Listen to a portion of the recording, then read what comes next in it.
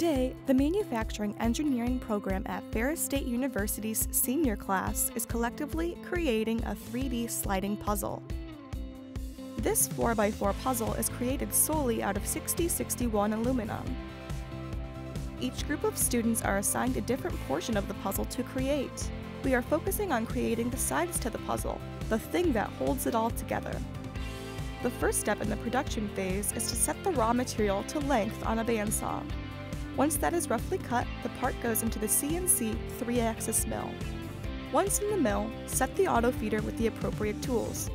The tools used today are the face mill, countersinks, and center drill. Once calibrated with the correct tools, the machine then uses the face mill.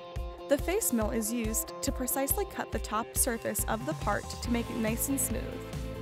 After the face mill, the countersinks are used to map out and shave away more material. After that, the center drill is used to drill through the rest of the material. This drill leaves space to put in screws to hold the slider puzzle together. Once other groups of students finish their assigned respective portions of the project, the puzzle can be put together in a finished product. This is just one of many different types of products that can be created completely by students in the Manufacturing Engineering program at Ferris State University.